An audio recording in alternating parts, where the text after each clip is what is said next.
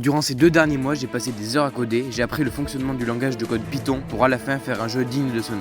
Avant de commencer, il faut se mettre dans l'ambiance. On met ses lunettes, on ferme les rideaux et surtout, plus de douche avant 2 mois. On peut y aller. Bon voilà, j'ai installé Python et PyCharm, c'est ce qui va nous servir à coder. Maintenant, je me retrouve là et je sais pas quoi faire. Bon.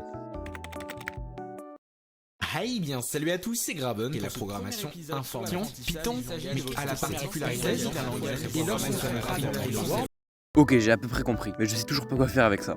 Donne-moi un exercice de code débutant.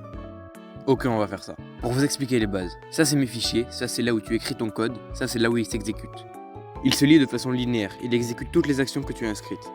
Ensuite, il y a les fonctions, c'est en gros tes blocs de Scratch, et les variables qui sont juste des valeurs que tu peux changer. Vous avez les bases. Donc pour ce code, c'est simple. On récupère l'âge, on vérifie s'il est supérieur à 18 et en fonction, on dit le bon message. Ça donne ça. Super, ça marche, mais c'est nul. Vu que j'ai aucune inspi, je vais redemander à mon seul ami un truc à faire. Ok, il m'a dit le jeu du plus ou moins. Tu dois trouver le nombre qui est aléatoire et à chaque tentative, on te dit si c'est plus ou moins du coup. C'est très simple, donc je vais rajouter quelques trucs. On commence par l'étape de base que je ferai souvent pendant ces 2 mois, procrastiner sur Zelda TOTK. Ouais, au bout d'un moment c'est chiant le code. Pour vous dire, la plupart du temps ça ressemble à ça. Ok, je fais ça. Pourquoi ça marche pas? Ah mais je suis bête, il suffit de faire ça et... Ah tu veux jouer à ça avec moi? Allez hop. Mais des fois ça marche. Tout se passe comme je veux. J'adore le code. Bon du coup, on génère un nombre aléatoire entre 1 et 100. Le joueur fait une tentative. Je vérifie si c'est plus ou moins. Sinon, le joueur a gagné. Et je boucle pour que ça se répète jusqu'à ce que la partie soit terminée. Et je rajoute que s'il a trop de tentatives, il a perdu. J'ai envie de faire des niveaux, donc on demande le niveau. Et on change le message de fin en fonction. Wow! J'ai aussi rajouté un calcul de score. Et on a un jeu nul fonctionnel. Bravo! Mais j'anticipe votre remarque, et oui, c'est quoi ce truc de merde? T'es obligé d'aller dans la console PyCharm. Pas de stress, y'a point S. Vu qu'il suffit de quoi déjà? Mon copain, tu peux me dire comment on fait une fenêtre s'il te plaît? Ne t'inquiète pas, ce problème est très courant. Il suffit de blablabla. Veux-tu que je te donne d'autres conseils pour devenir un vrai programmeur? Ok, super. Donc si je fais... Oh, une fenêtre! Maintenant, il reste plus qu'à faire... Et hop! Oui, j'ai fait tout ça. Bah! Maintenant, je vais vous expliquer ligne par ligne tout ça. Non, c'est pas vrai, je vous montre direct le résultat. Bienvenue dans Mystery Number. Ouais, écoute, j'avais de l'inspi. Il y a le choix entre 4 niveaux, je vais choisir difficile parce que j'ai de l'ego. Je suis un petit troller, donc je vais choisir 12,4. Ok, et ce nombre aussi. Ok.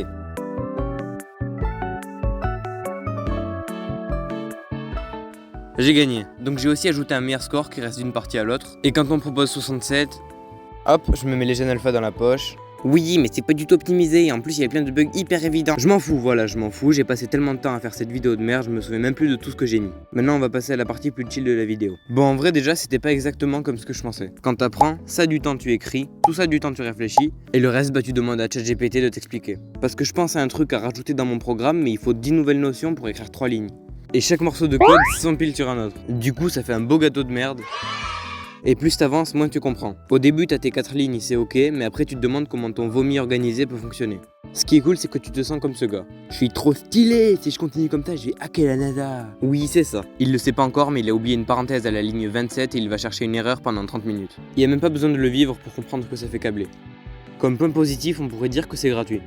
Python c'est gratuit, PyCharm c'est gratuit et ChatGPT c'est gratuit aussi. Mais ce serait ignorer que ça coûte ta santé mentale. On n'en sort pas indemne.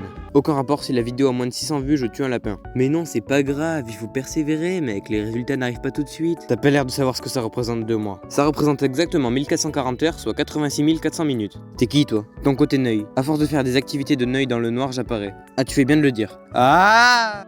Voilà comment j'ai dépensé 3 mois de ma vie. Oui, il y a 1 mois pour le montage parce que ouais, non seulement c'était long, mais en plus je foutais rien. Ceux qui se sont désabonnés, vous avez loupé la première vidéo bien de ma chaîne, donc en vrai c'était cool, donc je pense que tant que j'aurais pas fait un vrai jeu vidéo 2D, je continuerai, mais j'intercalerai avec des vidéos normales. Tu t'abonnes parce que sinon je vais devoir faire 2 autres mois de code et la flemme. Statut, faites-en si vous voulez et n'en faites pas si vous voulez pas. Sur ce, je ne vous souhaite absolument rien du tout parce qu'on se connaît pas et à dans moins de 3 mois. Moi je vous laisse, je vais prendre une douche.